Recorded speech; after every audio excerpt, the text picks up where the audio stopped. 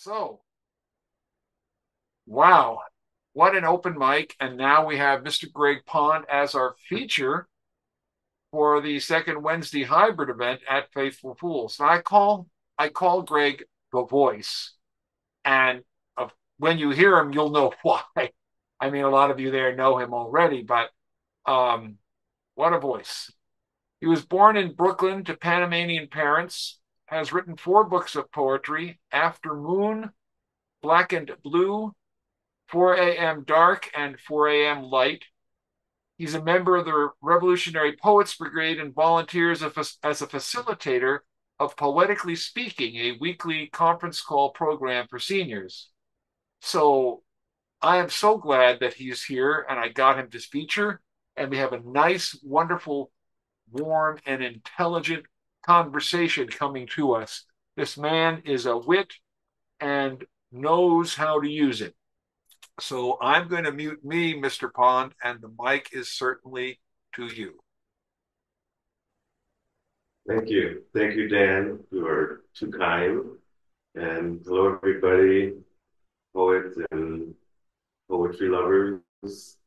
I do want to mention that I do host on the third Saturday of every month at Clarion Performing Arts Center in Chinatown, third Saturday Poetry in Chinatown.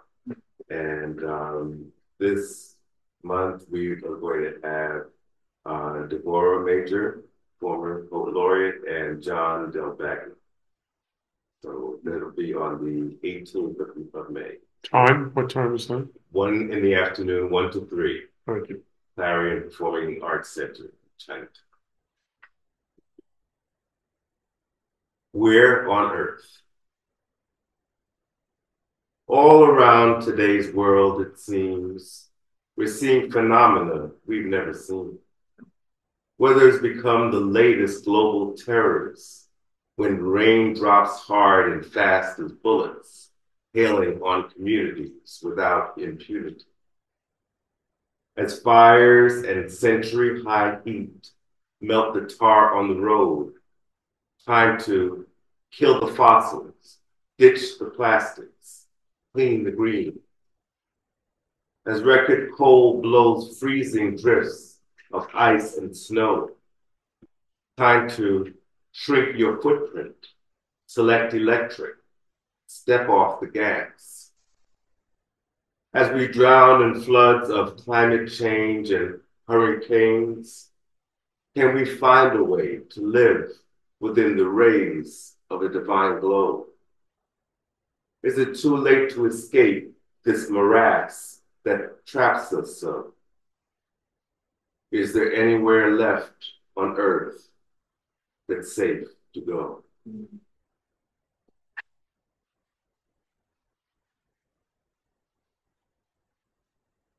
Raven on the roof.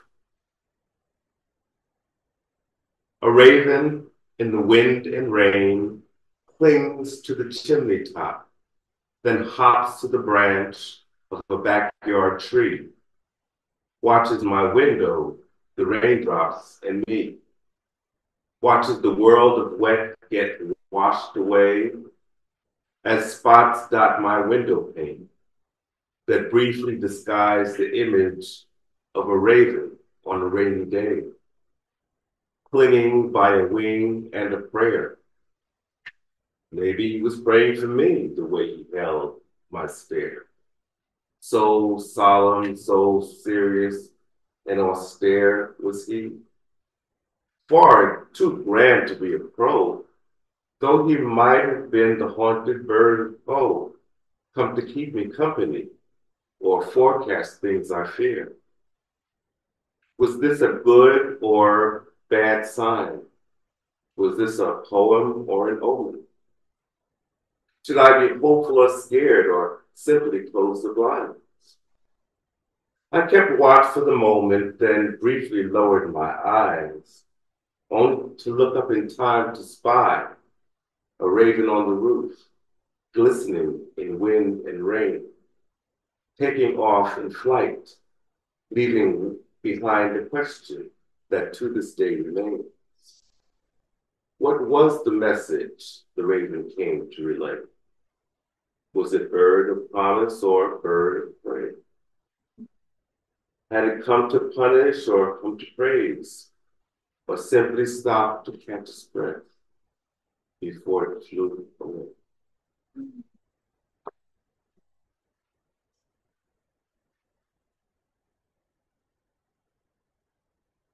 Here's a short one called Kiss You. I want to kiss you quickly while you're busy in the kitchen, washing dishes, frying chicken. I want to kiss you while you're sleeping. I want to kiss the secrets you're keeping. I want to kiss you far and near. I want to kiss you here and there. I want to kiss you till you're silly. Kiss you warm when you're chilly. I want to kiss the cologne you wear. I want to kiss the love we share.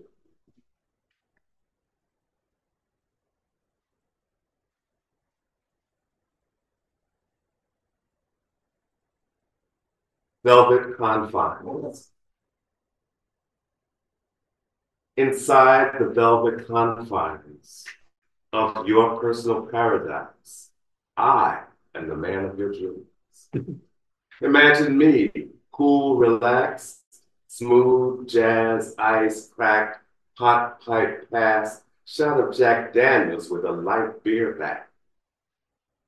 This all sounds nice, but it's a fact that for you, I exist less in flesh and more as shadow, hologram, or silhouette. Mm-hmm.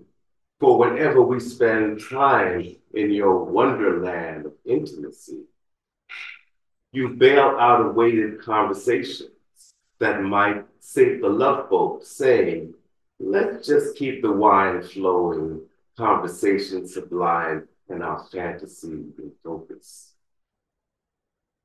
Once our evening's candles expired, I'd usually leave well sexualized, though not always inspired, with the need to recover what got left behind. Those parts of my personality that you would never invite. You know, the piece is too serious for a romance that works just fine when we don't say too much and rely on mutual vibes of sensual silence and touch. Because words can often reveal what hearts try to conceal. But what does denying the truth behind who you are or what you feel?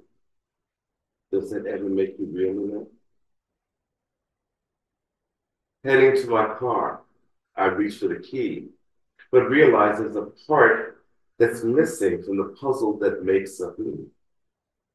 Did I leave a little late night ego or early morning self-esteem inside the folds of your Egyptian cotton queen size sheet? Or did I drop a spot of pride somewhere between the cracks outside the gray cement concrete?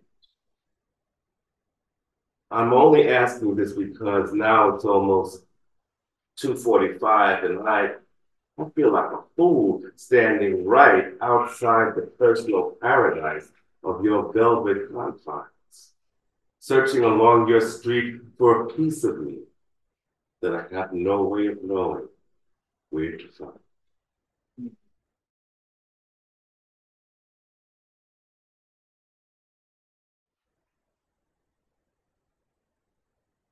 Crack in the middle. This country divided so unevenly, reeling from the friction when fraction between two unequal paths splits the left from right before it cuts both into little slices, then spreads the belief we could slide through a crack in the middle, which is starting to shrink and where we don't fit. As we try to escape the mathematics of exclusion that segregates, then separates us into uneven districts of uneven states, before it subtracts the final sum of us until no difference remains.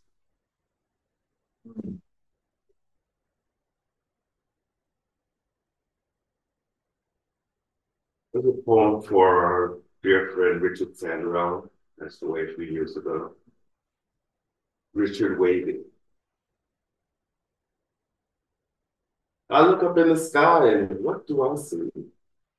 Our friend Richard waving from a cloud of poetry, floating in feathered fedora, sporting bejeweled coat. Don't forget to leave the light on, Richard. Please leave us a note. Yeah. Don't forget us. Please let us know. What is it like when poets die? Do they still use words to be heard? Do they still use pens to write? Do they have mouths to speak, ears to listen? How do they convey the images in your mind? Richard, as you always opine, we're still living on a lonely land. We're still under the thumb of the man, and US is still in decline. Not much has changed since you permanently retired. Richard, please leave us a note. Don't forget to drop us a line, because some folks are dying to know, where do dead poets really go? And what do they do with all they spared?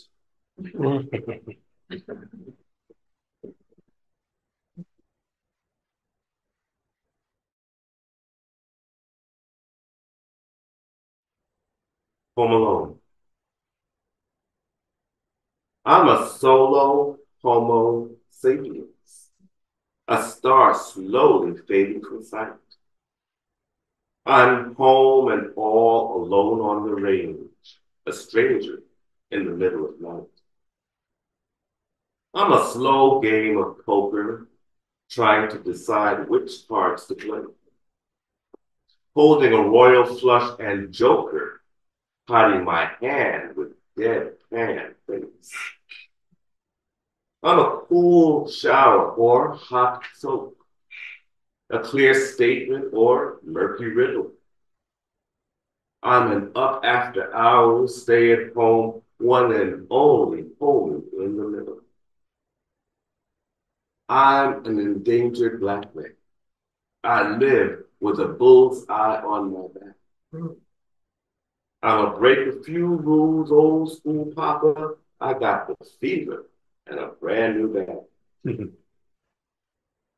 I'm a bitch, a fairy, a fruit, and a fag. I'm all the taboo names they say. I've been homo, sissy, and butch queen in drag, marching in the rainbow flag parade. I'm a black cat poet activist. I'm a senior seeking change. I'm a seasoned homo sapiens, burner of the midnight throne. I'm a hometown, homegrown homebody, hanging home alone on the range.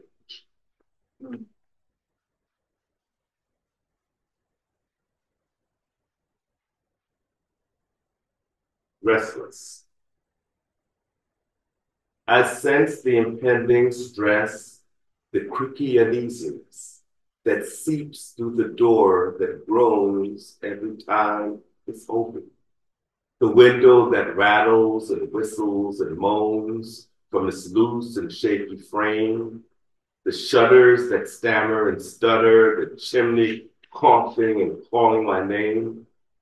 I'm trying to get rid of this dis-ease that hovers over like a drone, this restlessness that keeps me kissing the pillow, lying prone, open-eyed, on the short side of sound sleep, counting sheep, anxious, apprehensive, tense, and unable to get the rest I need. Midnight oil burning, tossing, turning, east, west of restless.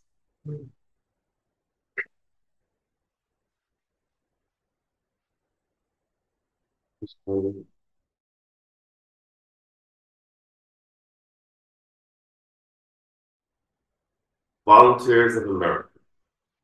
This was inspired by the song Volunteers by the Jefferson Airplane. Look what's happening out in the streets. The volunteers of America are still fighting the police. After half a century, nothing's still the same, though nothing much has changed. Because we're still getting grief. We're still under siege. We're systematically being eliminated by the hands of the powers that be. Look what's happening out in the streets.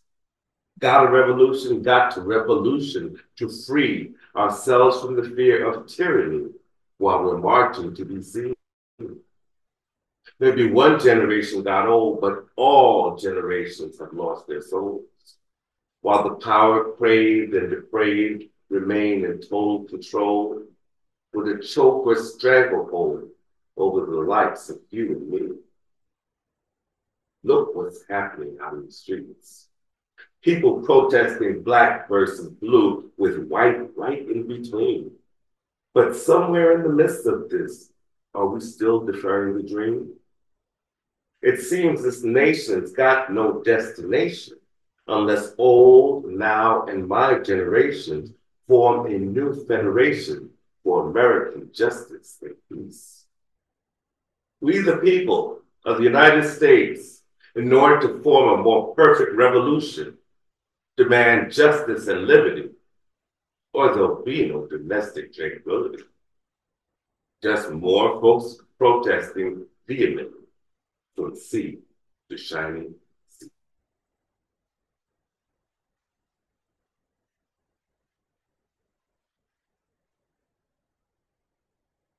An American anthem.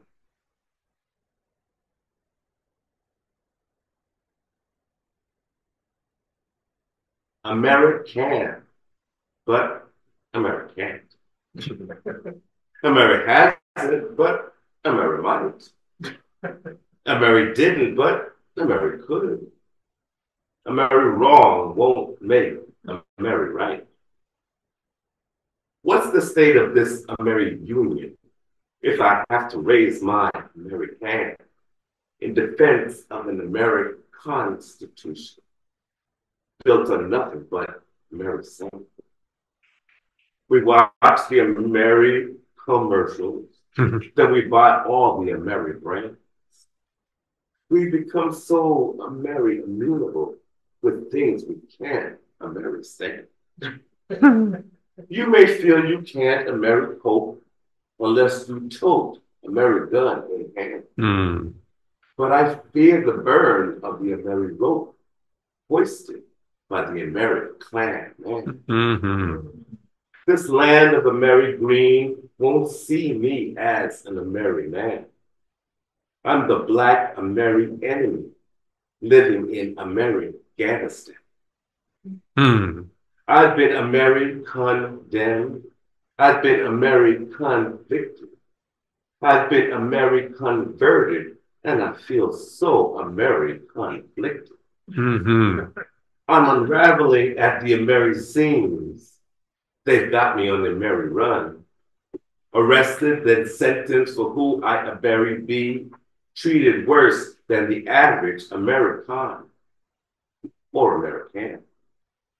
America good, American. America won't, America might, America didn't, America should, America wrong, America right, America left, America wants, but America hasn't. At least not yet.